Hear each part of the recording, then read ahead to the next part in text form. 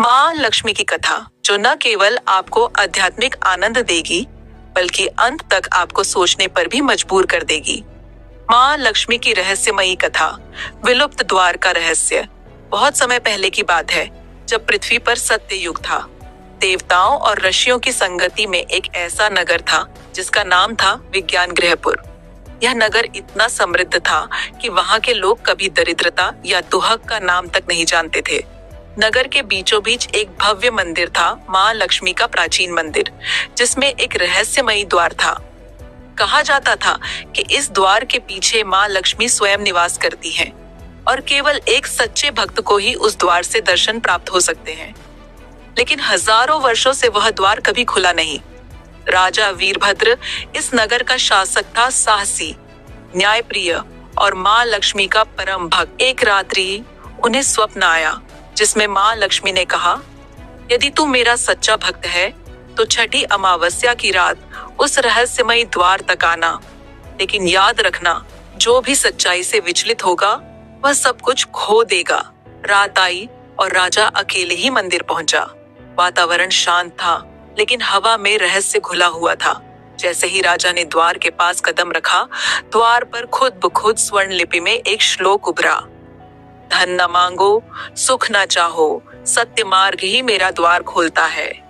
राजा सोच में पड़ गया, क्या ये कोई परीक्षा है? अचानक द्वार पर तीन ओर से तीन स्त्रियां प्रकट हुईं, एक रूपवती, एक वृद्धा और एक कन्या। रूपवती बोली, राजन, मैं ऐश्वर्या हूँ, मुझे अपनाओ और जीवन भर सुख पाओ। वृद्धा बोली, मैं अनुभव हूँ, मुझे वरण करो, सत्य का मार्ग दिखाऊंगी। कन्या बोली, मैं भक्ति हूँ, मैं तुम्हें मार्ग दूंगी, लेकिन मुझे समझने के लिए आत्मा की आंख चाहिए। राजा ने बिना संकोच कहा, मैं भक्ति का वर्ण करता हूँ। क्षण भर में द्वार कांप उठा और स्वर्ण प्रकाश फैल गया। माँ लक्ष्मी प्रकट हुई दिव्य रूप में, चार हाथों में कमल, शंख, आशीर्वाद और ग्रंथ लिए। उन्होंने मुस्कुराकर कहा, राजन, जिस द्वार को युगों से कोई नहीं खोल सका, उसे तुमने इसलिए खोला क्योंकि तुमने सत्य और भक्ति को चुना, ना कि लोभ। यही मेरा सच्चा रूप है।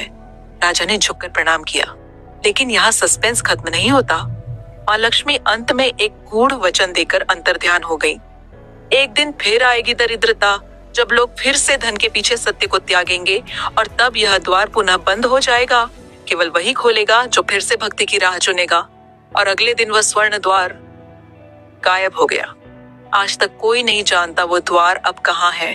तो क्या वह रहस्यमयी द्वार आज भी कहीं छिपा है? क्या कोई उसे फिर से खोलेगा? यह रहस्य आज भी विज्ञान गृहपुर के खंडहरों में छुपा है।